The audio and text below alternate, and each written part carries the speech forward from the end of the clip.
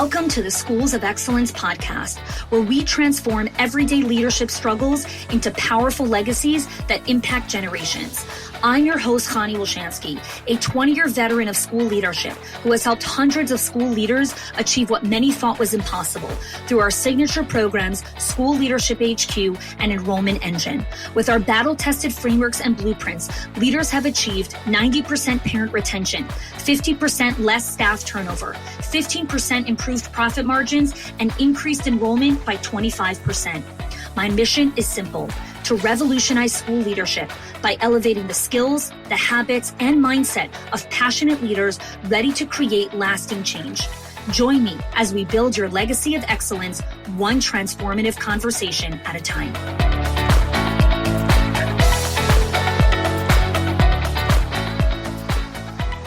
Welcome back to the Schools of Excellence podcast. Today I'm talking about 3 money truths that every school leader must face in 2025. Okay? These are not myths or traps these are truths. Okay? If your classrooms are full and you've kind of spent a lot of the time over the last couple months hiring, you basically have a pretty solid team in place. You've got your calendar, you've got your events, you know what's going on.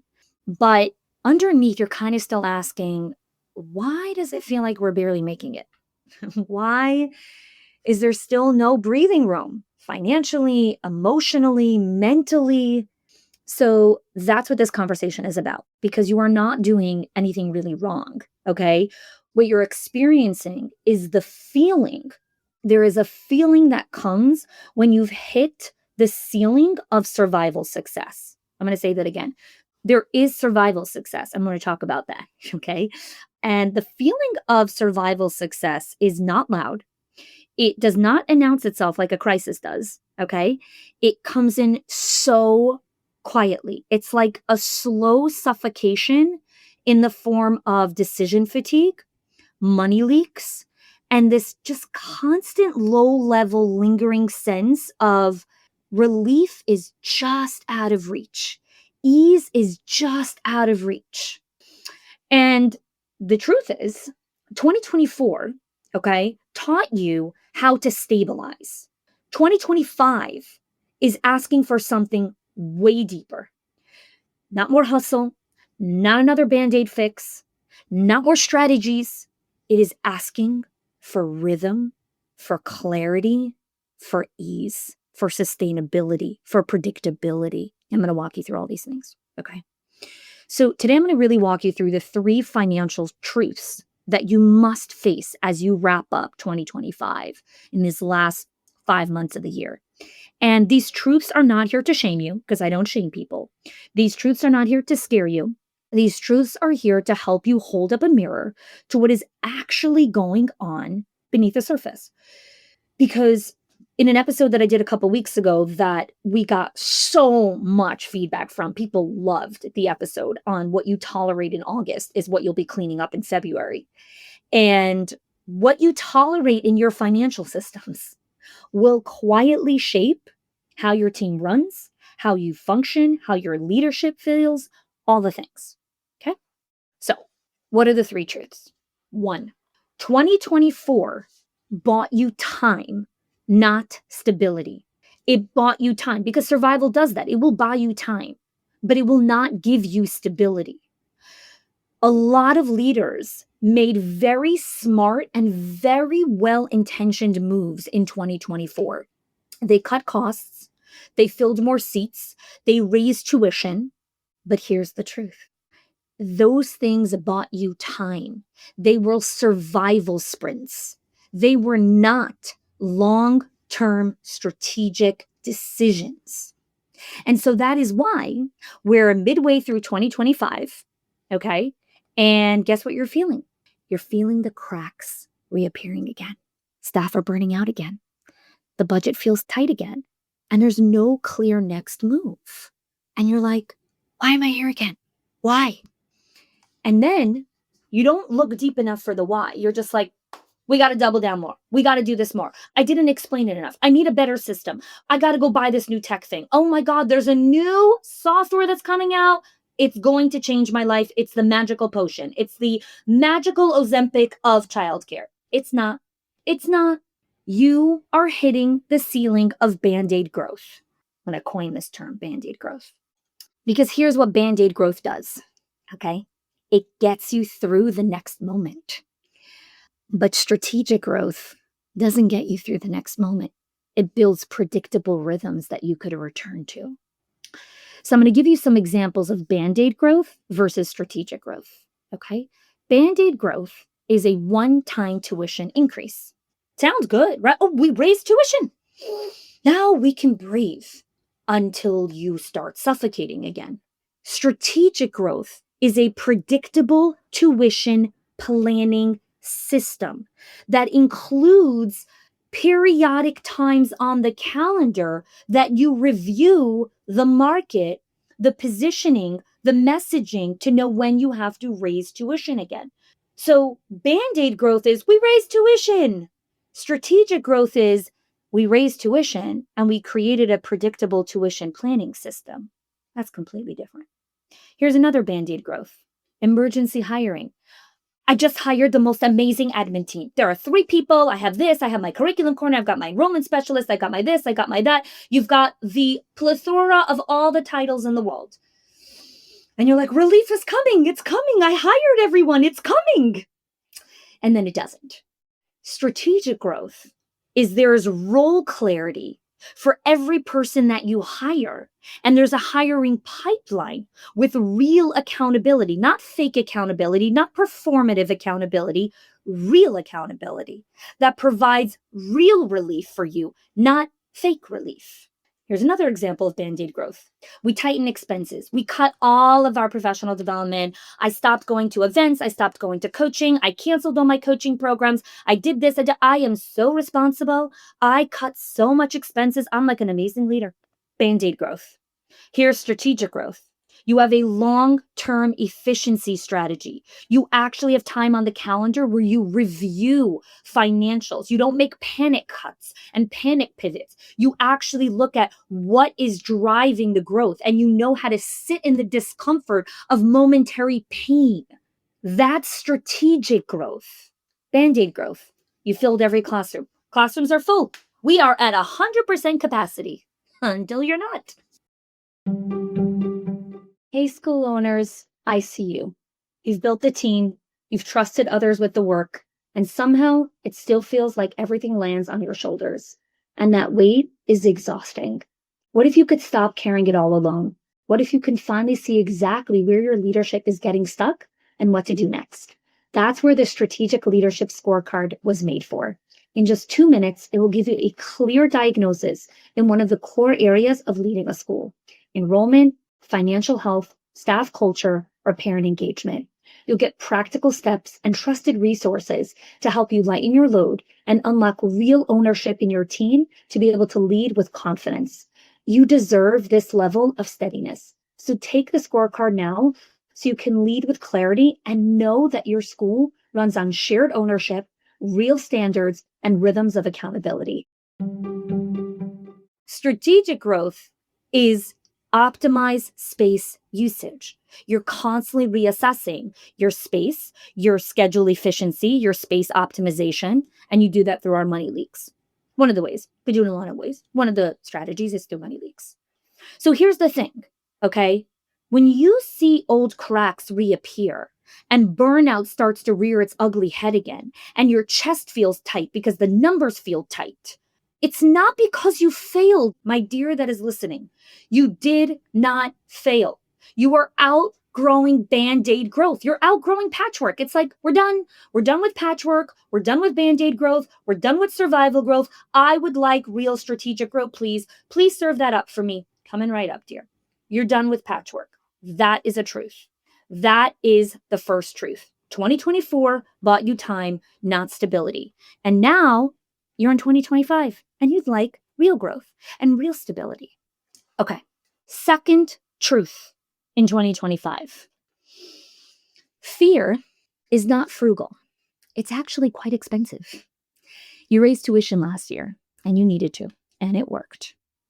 But it didn't feel good. You got pushback, you got awkward conversations, people were second guessing you, parents pulled out. And now in 2025, you're like, we have to raise tuition again. What if we lose families? What if they stop trusting us? So 2024, most leaders that made tuition increases were very reactionary. Was a response to inflation, to minimum wage hikes, all the things. Here's 2025, guys. You cannot avoid raising rates because last year's increase was really hard for you. This year is not just about inflation, guys. It's about value. It's about clarity. It's about leadership identity. And if you're going to have fear, it's not frugal. It's going to cost you a lot. And the challenge with this and why we mask our fear as being frugal, because you're actually afraid of being perceived as greedy or disconnected from reality if you raise tuition again. And the reason I know that you're feeling that is because I actually talk to people like you. I probably had a conversation with you at some point, or maybe not. Maybe you're just been an active listener of the show, and thank you for giving me your time and attention every week. It's scary to rock the boat. You hesitate, and you do it for long enough that you actually start to convince yourself that you're being responsible, but you're not. Because if you don't build a tuition strategy that has clear messaging, smart timing, parent education, you'll always stay trapped in fear-based pricing. And that's going to cost you because your school's going to go under. You have to match it. So second truth, fear isn't frugal, it's expensive. Last truth, delayed investments are invisible debt. So you know how when you start making money, you start looking for like, where do we invest? Do we get a life insurance policy? Do we go invest in the stock market and the S&P? Do we do a Roth IRA? There's all different kinds of investments. But one truth always remains the same. You don't just keep money in the bank, right? Money sitting in the bank is a crime.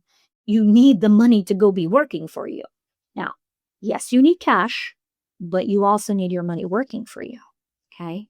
So here's what happens with a lot of leaders, okay? You have money in the bank, but you're kind of observing enrollment and you're like, let's just wait a little longer. You delay investments because you think you're protecting your cash, but you're not, because delayed hires actually gets your team even more exhausted and is a huge predictor of turnover. When you delay system upgrades, you are like hemorrhaging money on manual tasks. When you hold off on building automation, you can't scale or even have any kind of rest. And so there's the challenge with this one. It doesn't show up in QuickBooks. It doesn't show up with your accountant. It doesn't show up with your bookkeeper. It doesn't show up with your tax strategist. It's in your breath, in lost time, in your sleep, in stalled growth, in the pressure of doing everything yourself. Guys, cash hoarding, it's not leadership. It's not. You need cash. Cash is king. Definitely need cash. And you need 3 to 6 months of expenses, ready in liquid cash. But if you're not making strategic investments, you're accumulating debt. Because, again, I know this is landing in your bones. And I know if you're listening to this, you're like, yeah, I've delayed a lot of investments, or you've paused investments, or whatever it is. And the reason that we pause these investments is because our bodies are like, I need relief somewhere. And so we turn to the place where we feel like we can get the fastest relief, which is, let me just stop this payment, and let me stop this payment, and let me stop this payment. But that's not where relief comes from. It's Band-Aid relief, but it's not where the real relief comes from, because the pressure isn't coming from the fact that you're paying for support or for mentorship or community or whatever it is you're investing in. It's the relief is actually coming from there. The pressure is coming because you're still doing everything, because you're still at the center of everything, because every decision still comes back to you, because you're still the person waking up at 3:00 in the morning, because you're tracking and forecasting and anticipating and thinking through every single thing and you keep asking yourself, why am I the only person that notices? How come no one else notices this? How do I have a special set of eyeballs? Like, why am I the only one that sees this? So the reason why these are the truths that you're facing in 2025, it's not because you did anything wrong, okay? It's because the ground is shifting again. The ground is shifting again. And every time the ground shifts, every time something changes, the first thing the high-achieving, high-functioning leader does is says, I just need another system. I just need an SOP. I just need another process. I just need this. I just need that. I just. You don't need anything. You don't need to do anything more. You don't need any extra stuff, okay? You need a predictable rhythm that you return to again and again and face the reality that there is no such a thing as I built it and now I never have to look at it again. Nothing. It doesn't matter if you built your onboarding and spent 20 grand on the most amazing onboarding process. Eventually, you're going to have to upgrade it. Eventually, you're going to have to shift it because the market changes, because people change, because the environment changes, because society changes. And we get frustrated when we have to change. We're like, I just did this. Stop fighting the reality. That's why I said these are truths. Most of you build systems and everything for great days, not real ones. Not real ones. So I'm going to leave you with this. These are the 3 money truths. I'm not giving you a next step because you don't need that. You don't need more to-do lists. I hope that today's conversation gave you clarity, give you a moment to see yourself, and just sit with that. Don't rush to action something. If you feel aligned and you want to go take action and you want to have a conversation, by all means. But sometimes the next move is not making a move. It's just sitting and let it land in your body. Thanks for joining. Thanks for listening. And I'm kicking off a new series next week, the 6 money leaks. I'm going to walk you through the 6 money leaks of private schools that quietly drain your profit. And I'm going to show you what to do about them. All right. Thanks for joining me. If you are loving the Schools of Excellence podcast and have gotten any value out of it for your school, I would love if you can do 2 things for me. 1, subscribe to the show so you never miss an episode. And 2, can you please leave us a review? Reviews help other school leaders know that this is the place to learn how to build a school of excellence. And I would be so grateful if you can do that for us. Your help and support makes this show to be able to be listened by the thousands of other school leaders all around the world. Thanks so much for listening, for giving us your time and attention each and every week. And I appreciate that you have joined us.